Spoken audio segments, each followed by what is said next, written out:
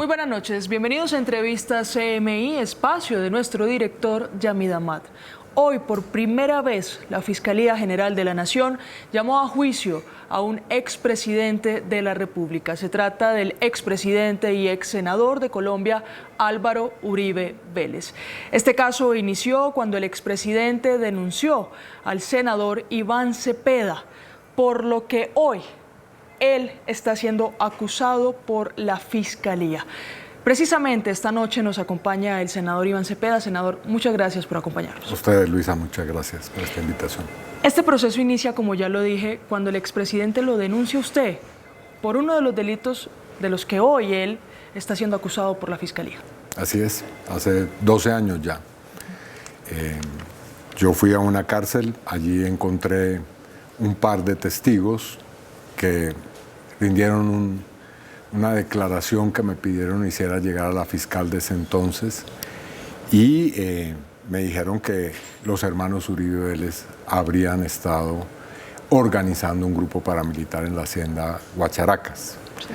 Ante ese hecho vino después un atentado contra el señor Monsalve, que es uno de sus declarantes, y ante esa circunstancia yo hice un debate en la Cámara de Representantes. Una vez hice el debate, el expresidente procedió en contra mía ante la Corte Suprema de Justicia con una denuncia penal. Y ahí comenzó la historia. Una historia bastante larga, usted lo ha dicho, 12 años en los que en los últimos 2 años la Fiscalía, la anterior Fiscalía, trató de llevar una preclusión, fueron negadas y hoy se registra ya una solicitud no de preclusión sino de acusación. Sí, 5 fiscales delegados ante la Corte Suprema han llevado este caso. Han en su gran mayoría intentado que se precluya el proceso ante el hecho de que hay una muy abundante carga probatoria que 2 juezas de la República han estimado no da para una preclusión. Entonces, hoy por primera vez ya la Fiscalía toma una decisión y es la de acusar formalmente al expresidente. Mire, los delitos son soborno a testigos en actuación penal y fraude procesal. Esto lo lleva o lo solicita ya la acusación un nuevo fiscal delegado y esto se da también en medio de la llegada de una nueva fiscal general de la Nación. ¿Qué tanto tiene que ver que llegue esta nueva fiscal y que el caso tome este giro? Yo creo que aquí hay un fundamento muy sólido. Se trata de muchas decisiones judiciales. Si hubiera llegado una fiscal y por primera vez, sin conocer un caso, toma una decisión de esta envergadura, obviamente habría lugar a toda clase de comentarios y sospechas. Pero estamos ante una decisión que se toma luego de decisiones judiciales que tomó la Corte Suprema de Justicia en su momento, luego que 2 juezas de la República también tomaron, el Tribunal Superior de Bogotá, así que no estamos ante un caso que comience o que haya comenzado con la fiscal que ha asumido recientemente su cargo, así que no creo que haya posibilidad de impugnar o de alguna manera criticar esta decisión con semejante acervo. Senador, usted en este caso está catalogado como víctima. ¿Qué esperan las víctimas de este proceso y qué puede pasar cuando un juez empieza a revisar esta acusación? Pues yo creo que si lo hace con todo el rigor necesario y la independencia, no puede llegar a una conclusión distinta a que se ha efectivamente violado la ley y la Constitución. Y obviamente de eso se desprenden unas consecuencias de carácter penal. Pero le soy muy sincero, mi propósito en este proceso no es buscar una venganza, sino siendo como soy un actor político que ha insistido en un acuerdo nacional en Colombia, yo lo que espero es que el expresidente Uribe tome conciencia que llegó el momento de buscar un camino en el cual haya verdad, pero al mismo tiempo la posibilidad de una justicia transicional en el país. No solamente para quienes han estado en medio del conflicto desde el punto de vista de ser actores armados, sino de quienes como él han tenido un rol dirigente. y yo esperaría que ese sea el siguiente momento. ¿Quiénes son, senador, Carlos Enrique Vélez Ramírez, Juan Guillermo Monsalve y Eurídice Cortés Velasco?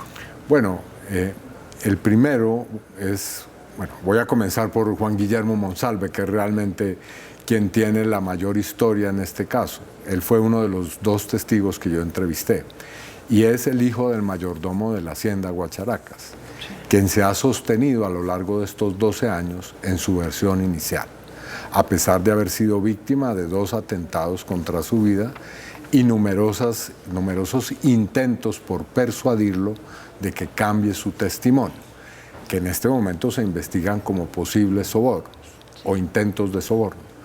El señor Carlos Enrique Vélez apareció en este proceso, fue uno de los testigos que trajo la acusación en mi contra y que también dice haber sido buscado con el intento de sobornarlo. Y la señora Eurídice, la que usted acaba de mencionar, es parte también de esos testigos que han sido demostrados, a mi modo de ver, como testigos falsos. Mire, Carlos Enrique Vélez y Juan Guillermo Monsalve están privados de su libertad, ambos acusados por paramilitarismo. ¿Qué decir sobre las declaraciones que en algún momento dio el expresidente Álvaro Uribe, en donde decía que estaban usando a ex paramilitares para culparlo a él? No es mi intención hacer en los medios de comunicación ese debate, porque yo he sido muy respetuoso de la justicia en estos años. Lo que sí espero es que ante los jueces, o ante la juez o el juez que toque en este momento responder, el expresidente Uribe vaya con argumentos jurídicos sólidos. Yo espero que ese sea el nivel del debate. Este no es un debate político, no es un debate ideológico, no es un debate personal, sino que se debe sustentar con argumentos y pruebas. Y eso es lo que hemos venido haciendo a lo largo de estos años con mi abogado, el doctor Reinaldo Villalba, el conjunto de su equipo jurídico, que han sido quienes han adelantado mi representación legal, y con también otras víctimas que están en este proceso, que sabemos es el doctor Perdomo, el doctor Montealegre y la señora Deyanira Gómez, que está representada por el doctor Miguel Ángel del Río. Sin duda, senador, aunque es un proceso judicial, tiene unas repercusiones políticas por el alto nivel de impacto tal vez que tiene el expresidente Uribe en el país, además por ser el dirigente de uno de los partidos políticos de oposición, Centro Democrático. Así es, y yo creo que una primera constatación es eso que usted decía abriendo esta conversación, y es que es la primera vez que un expresidente es citado a rendir cuentas ante la justicia, y creo que ese es un hecho de muy alta significación, porque independientemente de cualquier otra consideración, para la sociedad colombiana sí es muy importante que no haya nadie que pueda estar por encima o que pueda estar, digamos, con una inmunidad que lo pone por fuera del alcance de la justicia, y creo que este es un hecho que muestra que la justicia en Colombia tiene el poder necesario para llamar a quien sea, y eso me parece que es saludable. Es decir, ¿usted cree que en este caso o con este proceso se está llevando un mensaje de una justicia fuerte colombiana? Pues creo que una vez que comienza a ocurrir en Colombia lo que ocurre en otros países y que estamos viendo, pues incluso Estados Unidos, que no hay expresidentes que puedan decir que no son llamados por la justicia por su investidura, pues creo que eso es un hecho sin lugar a dudas democrático. Para ustedes, en la audiencia que todavía no tiene fecha, ¿se espera que se dé una condena? Pues lo que yo esperaría es que ahora haya un momento de reflexión. Yo esperaría que el expresidente Uribe ojalá entienda que ha llegado el momento en el cual hay que recorrer el camino de la verdad, porque esta no es una vendetta judicial, no es una venganza de carácter judicial por asuntos políticos, sino que es demostrativa esta causa y este proceso judicial de que es necesario abocar la verdad sobre lo que ha ocurrido en Colombia, independientemente de quién sea quien esté inmerso en esa situación de esclarecimiento. Mire, el expresidente de la República, Álvaro Uribe, se ha referido en continuas veces a el ex líder paramilitar Mancuso, Salvatore Mancuso. ¿Qué tanto tiene que ver la llegada de pronto de Mancuso en este proceso? No, no creo que sea un hecho que para este proceso en particular tenga una relevancia, porque aquí hay, digamos, una cantidad de testigos que han sido citados además por él. Digamos, él acusa de que yo he utilizado testigos falsos en su contra, pero en realidad lo que ha ocurrido es que hay 20 testigos, más o menos, puede ser que sea un poquito más que eso, que él mismo se ha encargado de presentar ante la justicia. Y son esos testigos los que hoy paradójicamente de alguna manera lo implican a él. ¿Qué esperan las víctimas del proceso también contra Diego Cadena? Pues justicia. Yo creo que el señor Diego Cadena, el señor Salazar, que también es abogado o fue abogado del expresidente Uribe, que también está siendo juzgado en este momento, deben responder ante la justicia, como también el ex representante Álvaro Hernán Prada, quien también está llamado a juicio. ¿Cuál era el papel de Diego Cadena en lo que ustedes han encontrado como pruebas? Que recordemos, la Fiscalía en la parte final del comunicado dice, las víctimas de este proceso también pueden presentar pruebas. Sí, eso es muy importante y en el caso de Diego Cadena, pues ni más ni menos que es la persona que ha traído muchas de esas declaraciones en mi contra y las ha puesto a disposición del expresidente Uribe. Ahora hay testigos dentro de este proceso y por eso es que él está siendo juzgado, Cadena, que dicen que él intentó sobornarlos. Sí, o sea, es una pieza clave en este proceso. Sin duda. Pues, senador, es un proceso bastante complejo y yo quisiera preguntar, no sé si se puede adelantar, ¿qué tipo de pruebas de las que ya se han presentado podrían llevar las víctimas? No, nosotros en estos años hemos procedido con mucha responsabilidad y rigor y nunca hemos adelantado cuál es nuestra estrategia judicial, cuáles son nuestros, digamos, argumentos ante los medios. Hemos sido muy cuidadosos en eso y lo seguiremos siendo. Senador, se nos agotó el tiempo. Al ser un caso tan complejo, debemos tener después de comerciales pues la contraparte, una parte muy cercana al expresidente Álvaro Uribe Vélez, que será nuestro segundo invitado. Gracias por estar aquí hoy. Bueno, gracias y respeto mucho lo que diga la contraparte, por supuesto. Muchas gracias, senador.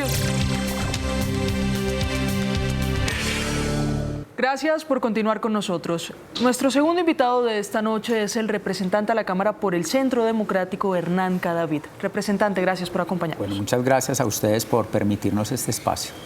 Usted, además de ser muy cercano al expresidente Álvaro Uribe, que es el líder natural del Partido Centro Democrático, también fue testigo cuando la Fiscalía tomó el proceso del expresidente. ¿Qué se ha hablado en el partido hasta el momento de la decisión que hoy toma la Fiscalía de llevar este documento de acusación ya?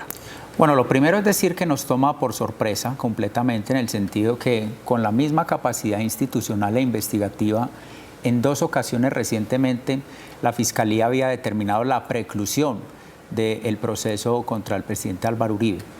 Lo segundo es decir que mi participación en este tipo de espacios no corresponde a una visión política o de simpatía militante, corresponde a la presencia. Fui testigo de varios de los hechos, conozco lo que haya sucedido y pues por supuesto que tengo que abordarlo como una injusticia, naturalmente.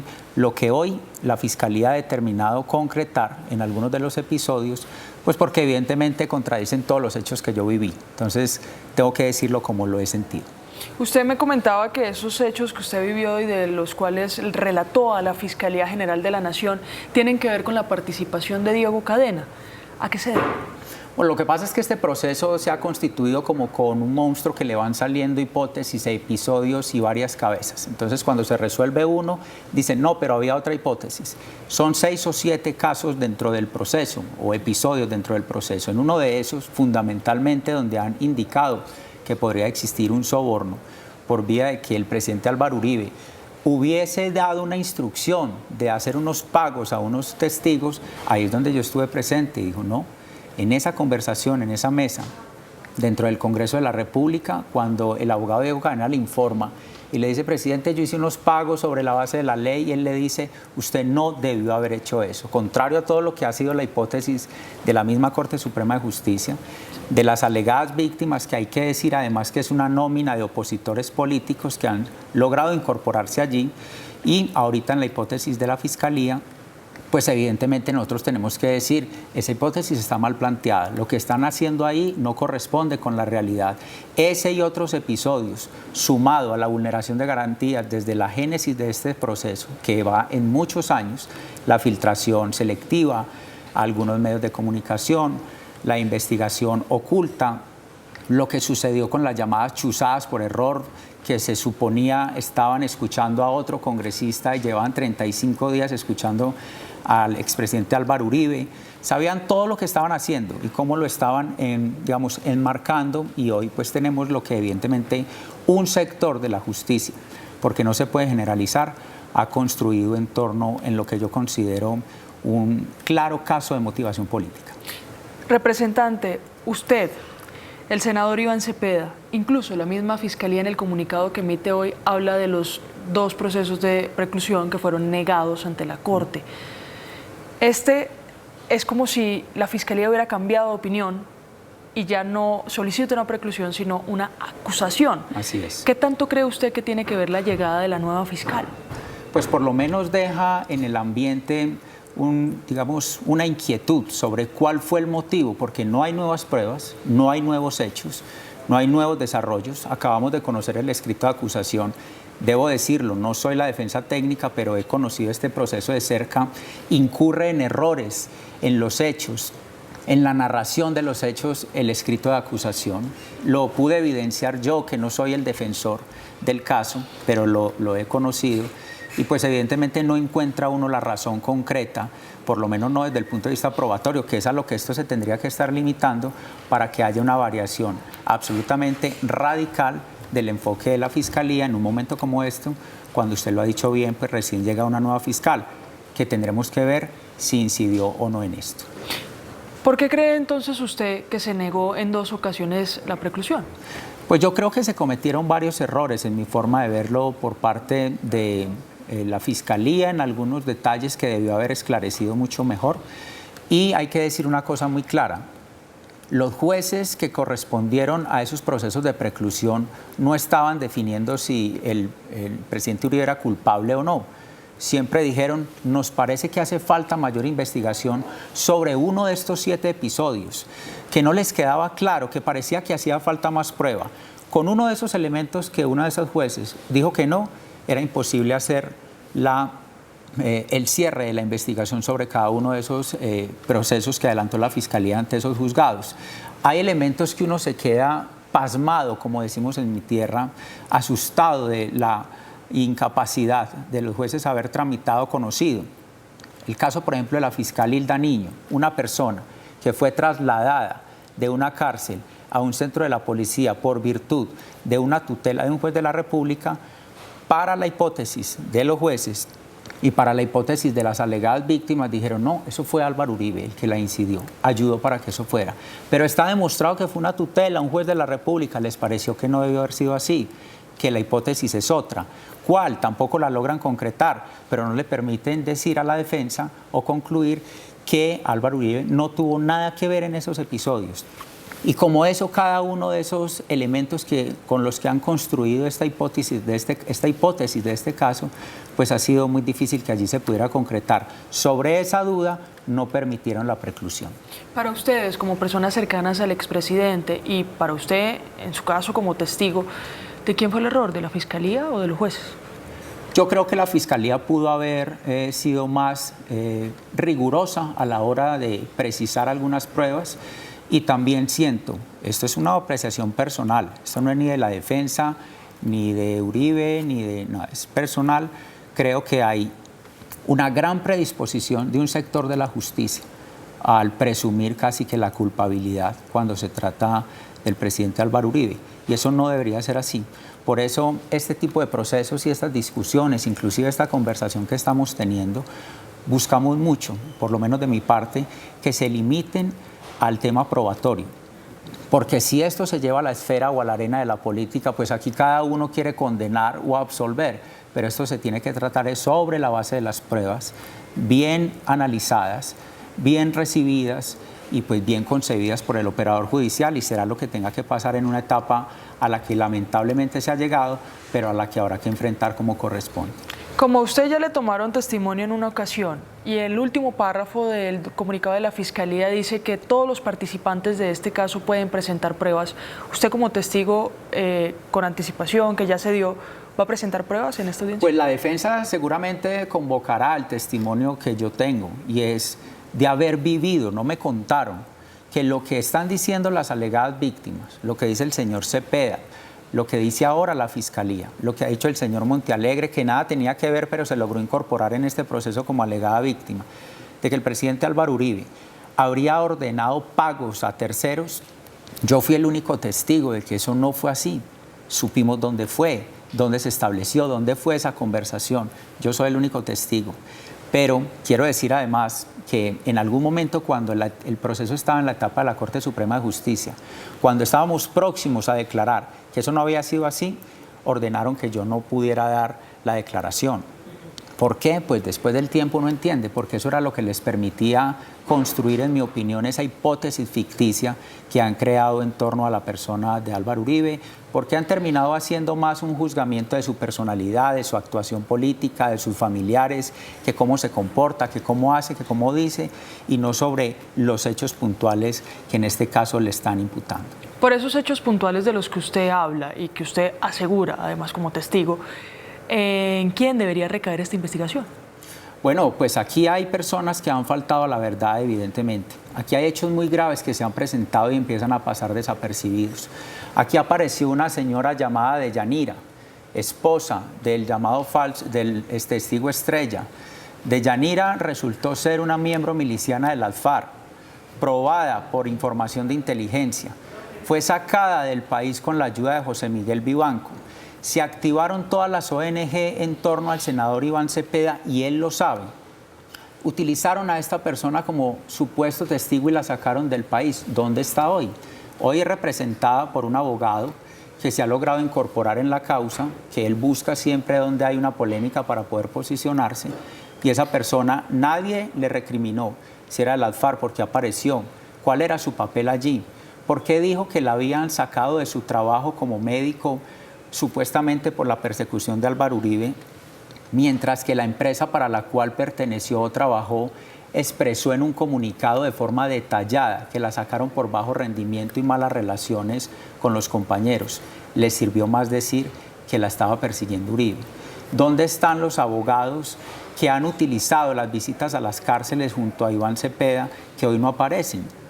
¿Dónde están esas personas? ¿Por qué no fueron tenidos en cuenta testimonios como los de alias El Tuzo Sierra, paramilitar extraditado por Álvaro Uribe, que desde Estados Unidos dijo: no conozco a Álvaro Uribe, nunca me he visto con él, pero para la hipótesis de los perseguidores les parece que lo tienen que vincular como sea?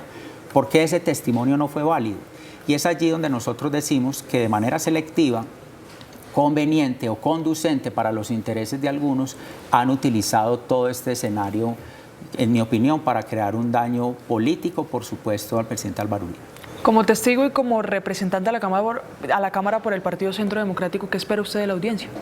Pues yo esperaría por lo menos más que de la audiencia, porque vamos a repetir, vamos a traer las preclusiones y las acusaciones infundadas de Montealegre y compañía, señalamiento va, señalamiento viene, que la audiencia se limitara al debate probatorio como corresponde, que permitan, Luisa, lo que no han permitido, y es contrainterrogar al llamado testigo estrella Juan Guillermo Monsalve. ¿En qué cabeza cabe que a una persona la hayan procesado, expresidente de la República o ciudadano del común, la hayan procesado sin la posibilidad de haber podido contrainterrogar al llamado testigo estrella? ¿Por qué? ¿Por qué los beneficios sostenidos a una persona que ha abusado de la cárcel, que la convirtió en su discoteca, en su sitio de parranda, y que su único blindaje es decir que es el testigo de Uribe y que no lo dejan mover? ¿Qué hay detrás de todo esto? ¿Qué ha sucedido? ¿Qué ha pasado con el funcionario de la Fiscalía General de la Nación que interceptó ilegalmente durante 35 días a Álvaro Uribe, que supuestamente por error, cuando la primera llamada que escuchan y están las pruebas es decir, aló, habla Álvaro Uribe. ¿Qué pasa con esos casos que nunca avanzaron? ¿Qué sucede con esos testigos que sacaron del país? Es ahí donde nosotros queremos llegar y seguramente el juicio va a ser una oportunidad. Que no debimos haber llegado a esto, pero ya entrado en esta situación procesal, pues ojalá se esclarezca como corresponde. Pues representante, muchas gracias. Esperar la fecha de la audiencia para saber qué pasa en este proceso contra el expresidente de la República, Álvaro Uribe Vélez. Gracias por acompañarnos. No, muchas gracias. Y esto tiene que dejar un mensaje. La justicia no puede ser un vehículo para la venganza política en Colombia, ni antes, ni ahora, ni a futuro. Gracias, representante. Y a ustedes, queridos televidentes, los invitamos a continuar aquí en Noticentro 1, CMI.